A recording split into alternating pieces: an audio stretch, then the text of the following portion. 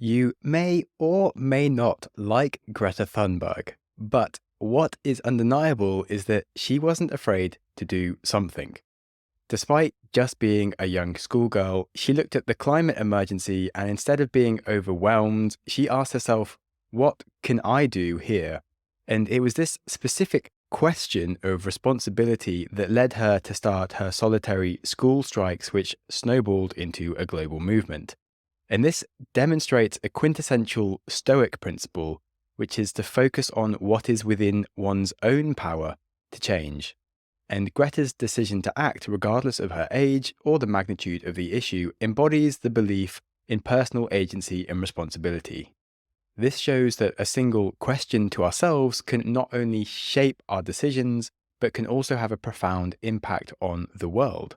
And performance coach Julie Gerner said that the questions you ask yourself will largely determine the answers that you get. If you ask yourself, why am I not successful? You'll get answers that berate you. If you ask yourself instead, how can I succeed here? You'll get answers that push you forward in a motivating way. So in this episode, we will explore how Stoic questions, similar to the one that Greta asked herself, can help us confront our own challenges, big or small, and lead us to live more purposeful and impactful lives. Hello, and welcome to the Growth Mindset Podcast, diving into the psychology of self-improvement with me, Sam Webster Harris. If you've been following this season, we've been rifling through the archives of Stoic wisdom to give answers for a good life in the modern world. But answers often do come from questions. And as the season is coming towards the end, it's definitely about time to dive into some reflection, as this has been a continuous theme from both Stoicism and growth mindset of how to actually improve.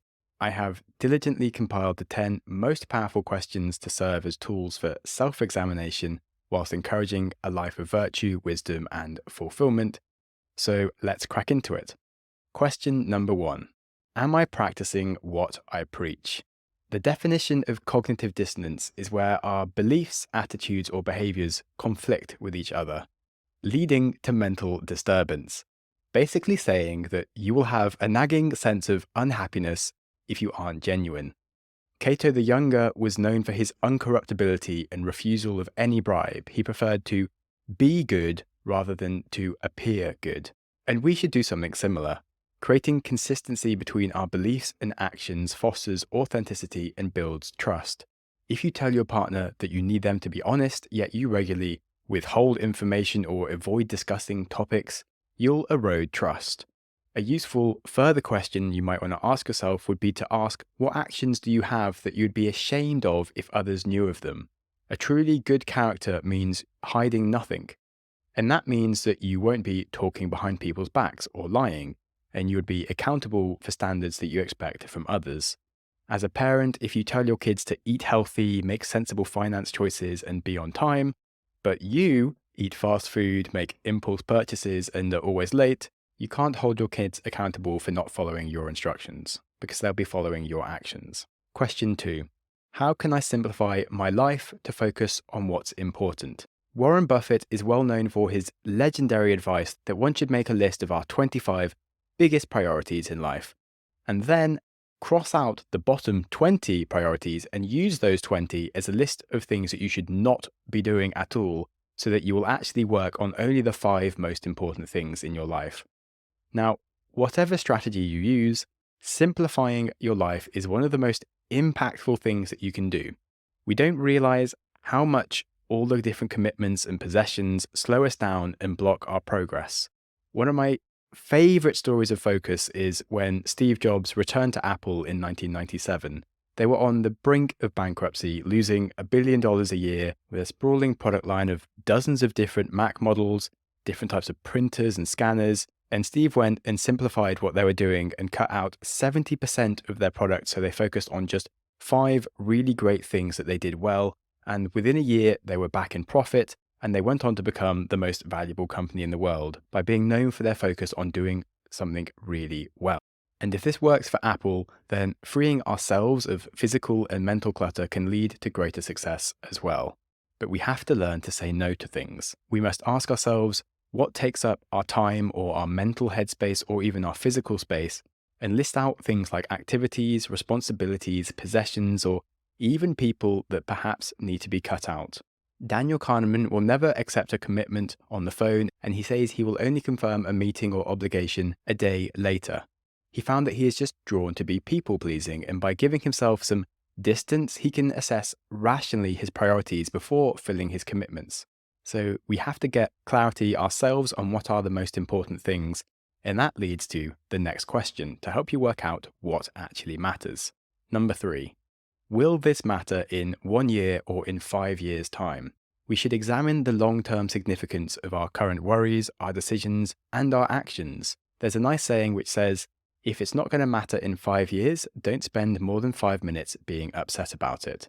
Because no, you don't need to stress about your dinner being ruined or someone cutting you up in traffic. You do need to care about whether you are a supportive person to those around you, that you show up positively and work on meaningful things.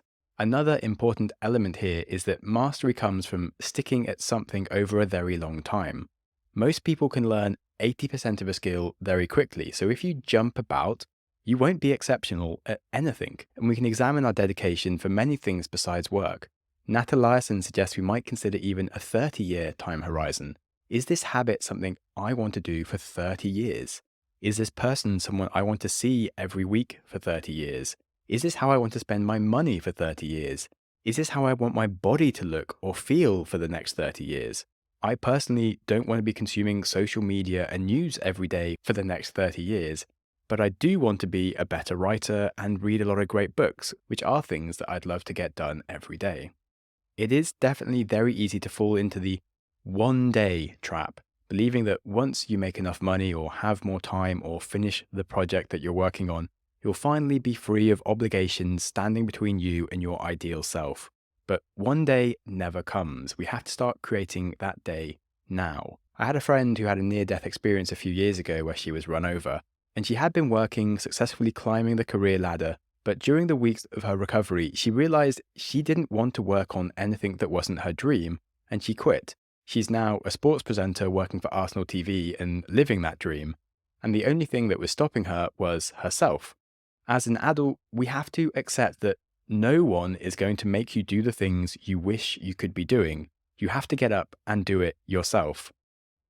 And I really hope that you don't need to nearly die to realize what's important for you. If you found this question useful, I recorded an entire episode last year called 8 Questions to Build Long-Term Happiness that is definitely worth a listen. Number 4, what is within my control? It's not what happens to you, but how you react to it that matters.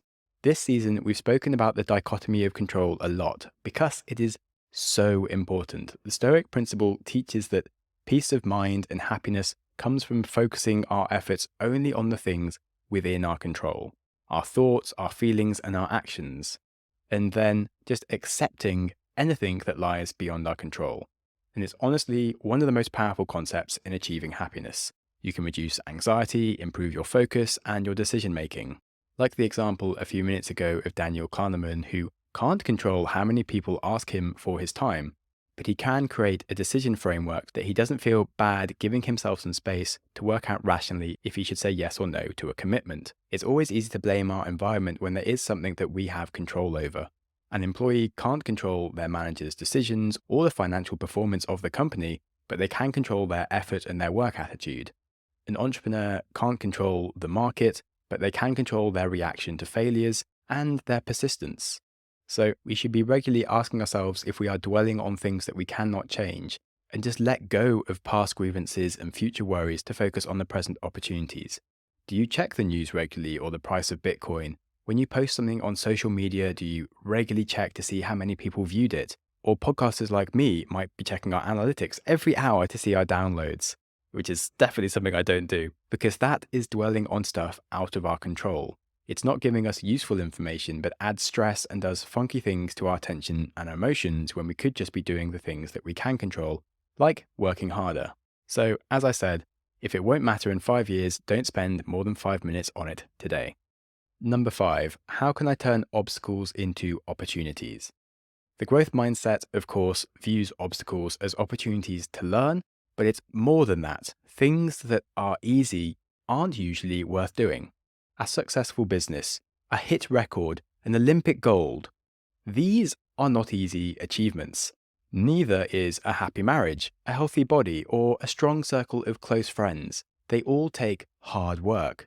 Healthy muscles don't grow without resistance. When something becomes difficult, we should be excited. It means we are here right now doing the important, difficult bit of the thing worth doing. The Stoics said, "No man is more unhappy than he who never faces adversity, for he is not permitted to prove himself." J.K. Rowling didn't give up on her Harry Potter draft when her abusive marriage fell apart and she ran away from her partner to recover. She rewrote her draft with a darker, more realistic tone about life that turned Harry Potter into the hit success that it became. Ryan Holiday, of course, says that the obstacle is the way. And it's amazing how often that the path to success looks like a dead end. It's not that we should go around the obstacle, but through it. The hero of any story doesn't just wake up, have a good life until the story ends. No, they wake up and everything goes wrong for the entire book until the end, where they arrive transformed, wiser, and more capable. Edison didn't view failed experiments as failures, but as steps towards success. He famously said that I found 2,000 ways not to make a light bulb, and I only needed to find one way to make it work. Number 6, what should I do now? And I'm going to break this up into 2 sections because largely the question of what to do now weighs on us when we have a hard decision. And I think there's 2 sub-questions that we can ask ourselves that I really encourage you to try. The first is, what would a wise person do in this situation? And the second is, what is the simplest action I can take right now to improve the situation? So firstly, using a role model of someone you think wise is a great way to shape decisions and can be a brilliant guide for you. Derek Sivers launched CD Baby and sold the company for millions, and he wrote many brilliant books. He would use many different wise people as his mentors by writing an email of all the questions he really wanted to ask of them for his current predicament. And instead of sending the email, he would then write out all of their responses in their voice for himself, just giving himself the perspective of different ways of thinking. And now that we're in the era of AI, you could even use ChatGPT. Whether you need a YouTube coach or a therapist's opinion, how about Warren Buffett's analysis of a given stock? You can ask GPT to tell you what a wise person would say for you in the situation. Why not? And then the other question you should ask yourself is, what is the simplest action I can take right now? And this encourages progress. Looking at large problems can be overwhelming, but if we break them down into small actions, it can be manageable, it can reduce anxiety, and picking one small thing to do creates momentum. Instead of freezing, we are acting. Also, it can be very easy to overcomplicate things when maybe a simple solution would do. When researchers were developing a polio vaccine, they investigated several crazy novel techniques to create a viable solution. Yet, Jonas Salk took a simpler approach and he tried using just killed strains of the polio virus, and they worked.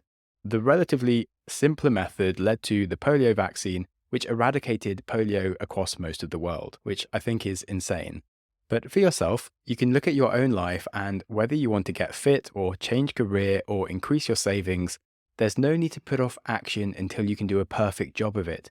Just do something that creates progress and then keep building on that progress. Number 7, what fears are holding me back? We suffer more from imagination than from reality. Unpleasant emotions use our time and energy, and they warp our ability to interpret the world. We have a limited amount of cognitive resources, and if those are focused on negativity, we actively limit ourselves from our potential. If an entrepreneur focused only on their risks, they'd never have time to be acting on any of their potential. If a parent was too afraid to let their kid go to school because maybe they'd be unpopular and they kept them home, the kid will reach adulthood with no social skills and they will be unpopular. It's crazy, but we manifest the fears that we focus on. It's the same in relationships, success, health. You must understand that fears are not just unpleasant emotions, but also destructive. And don't just look at the fears that hold you back. Ask yourself, what am I missing by choosing to worry or be afraid? Number 8, how am I contributing to my own dissatisfaction? If you listen to the last episode on the 4 cornerstones of ownership, we analyze the ways that we cause our own disappointment by creating unrealistic expectations on ourselves and the world. If we hold an identity of being a runner or a painter, but we don't actually do those things anymore, we are disappointed every day when we fail at being who we think we are. If we plan for future success that involves work we don't want to do, we disappoint ourselves. A desire is a contract with yourself to be unhappy until you get the thing. So if you desire a black belt in karate, if you don't also have the desire to train every day for years, you're just going to be unhappy.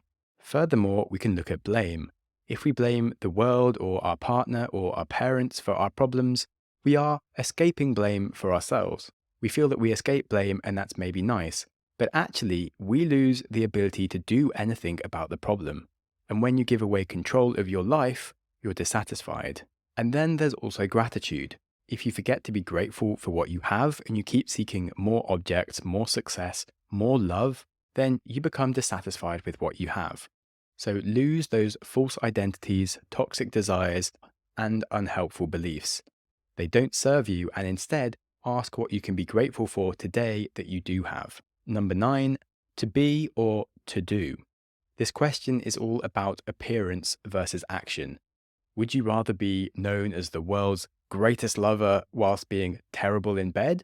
Or would you rather be known as the world's worst lover and yet be an absolute firework? This hypothetical situation actually does have some reality. Often success and fame or recognition are not the same thing.